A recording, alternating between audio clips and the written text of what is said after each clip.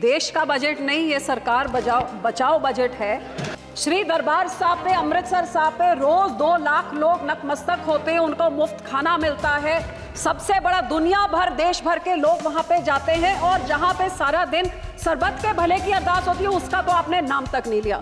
जब पानी की कमी हो जाती है तो फिर कांग्रेस हो, आम आदमी हो, भाजपा हो, सारे इकट्ठे होकर षड्यंत्र खेले कि एसवाईएल की नहर बनाइए ताकि पंजाब का पानी दूसरे राज्य को जाइए।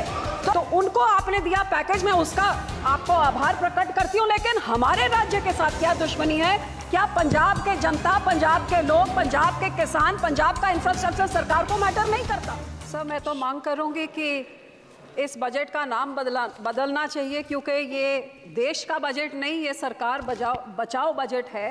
जो देश का बजट होता तो फिर देश में 28 राज्य हैं, कितनी सारी यूनियन टेरिटरीज हैं, सब मिला के तो ये तो 37 के करीब हो, लेकिन पूरे बजट में केवल 9 राज्यों का नाम था और सबसे उसमें ज़्यादा बजट तो वो 2 राज्यों को मिला जिसकी लाठी के, जिसके कंधे के सहारे में ये सरकार चल रही है। तो ये देश का बजट नहीं सर, ये सरकार बचाओ बजट था।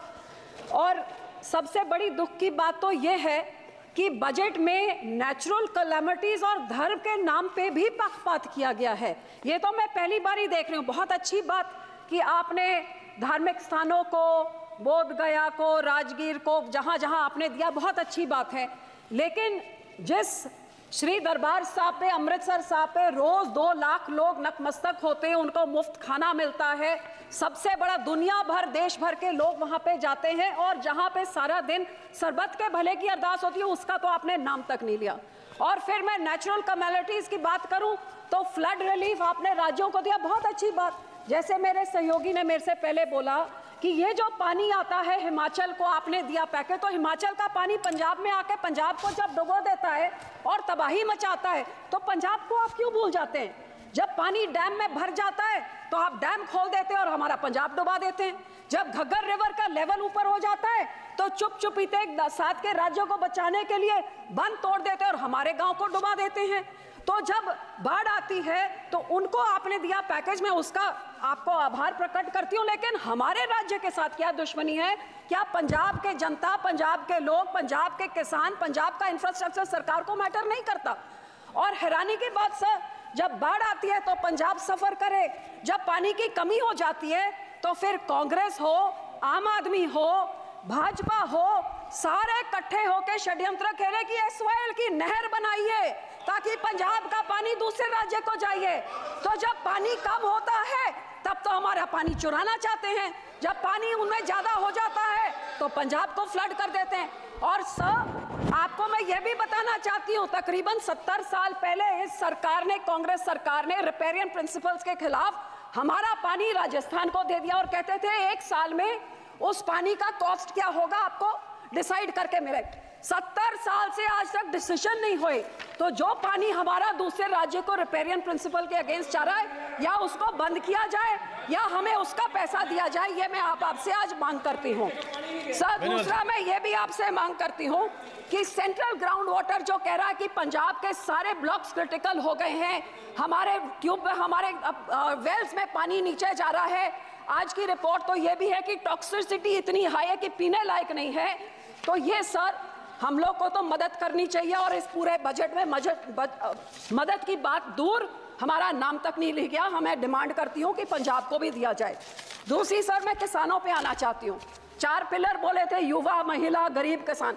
किसानों को तो मैं बोलना नहीं चाहती, जो कितने किसान खुदकुशी कर चुके हैं, शहीद हो गए हैं, आज तक धरने में बैठे हुए हैं।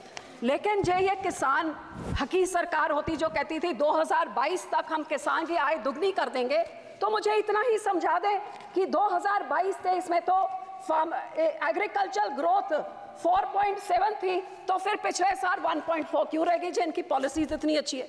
हकीकत यह है कि किसानों के ये दुश्मन हैं, किसानों के हिमैती नहीं हैं।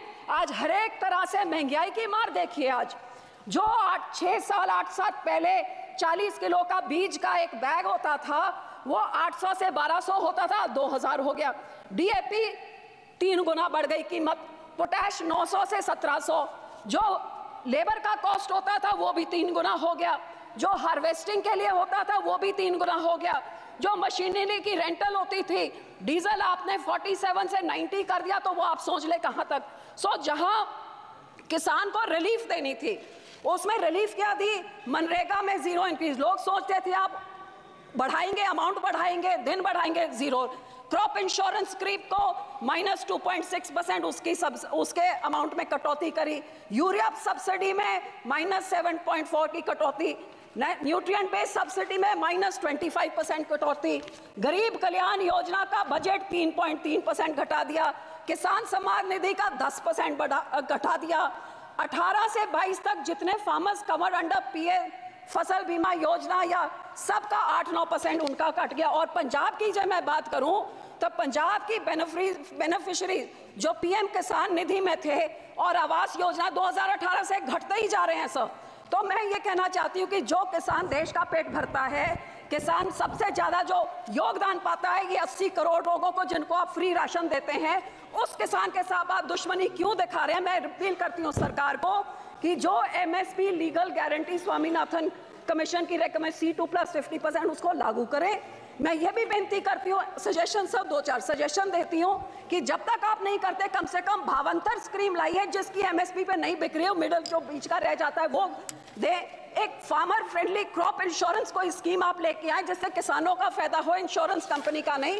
और जो किसान के जो इम्प्लीमेंट्स हैं, इन पे आप जीएसटी को खत्म करिए ताकि किसानों का कुछ फायदा हो, उनकी फल सब्जियां बचे, जिससे किसान की महंगा मॉनसून आ रहा है, टमाटर के रेट कहां चले जाएंगे। जी आप इम्प्लीमेंट्स में जीरो करें तो बहुत कुछ फायदा हो जाएगा। सर आखिर में पंजाब की इंडस्ट्री 7 की स्टेटों को टैक्स इंसेंटिव्स देके तबाह कर दिया, हमारी इंडस्ट्री भाग गई है।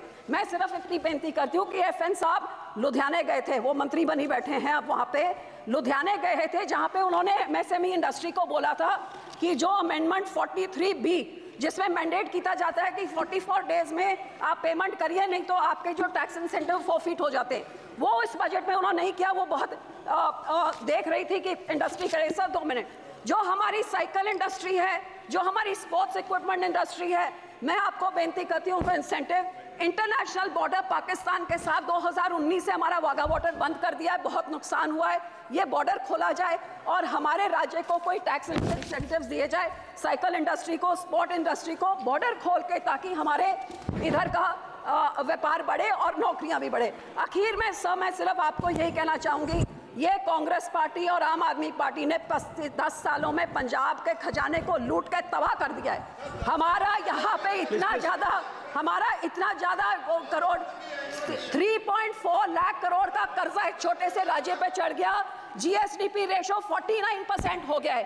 तो सर आप इनको सजा देने के लिए आप RDF रोक देते हैं, हेल्थ मिशन का रोक देते हैं, पर पंजाब के लोगों का क्या कसूर है? मैं आपको बेनती करती हूँ, जो हमारा पैसा है वो आप पैसा आप दीजिए। अनएम्प्लॉयमेंट रेट जो देश में उसका दुगना है, ड्रग अब्यूज से हमारा राज्य जूझ रहा है, और पंजाब में औरतों का तो ये हाल है कि कुपोषण वो भी बढ़ गया है, अनीमा भी बढ़ गया है, और आंगनवाड़ी के जो राशन मिलता है गरीब बच्चियों के लिए, लैक्टेटिंग मदर्स, प्रेग्नेंट मदर्स और बच्चों के लिए, वो इनकी सरकार ने, आम आदमी की जो सरकार वहां पे है, वो वेरका मिल्कफेड प्राइवेट आधारों से लेके प्राइवेट कॉन्ट्रैक्टर्स को देके सब स्टैंडर्ड चीजें लोगों को देके करोड़ों का घपला हो रहा है। तो सर पैसे ना रोकिए, इनको पिनलाइज करिए ताकि लोगों को उतना हक मिले। और सर आखिर में मैं यही कहूंगी कि सबसे highest population 32% SC population Punjab में है सर। सबसे बड़ा ग्रैनरी को योगदान पंजाब देता है। फ्रीडम स्ट्रगल में सबसे बड़ा योगदान हमने दिया। इस राज्य के मांगों को पूरी करके हमारे किसानों को हमारी चंडीगढ़ की राजधानी हमें दीजिए, हमारा पानी दूसरे राज्यों को जो आ रहा है उसको रोक के उसकी रॉयल्टी हमें दीजिए, नहीं तो वो सारे फैसले रिवोक करके हमारा पानी पंजाब पे रखिए। धन्यवाद जी, धन्यवाद करती हूँ, शुक्रिया।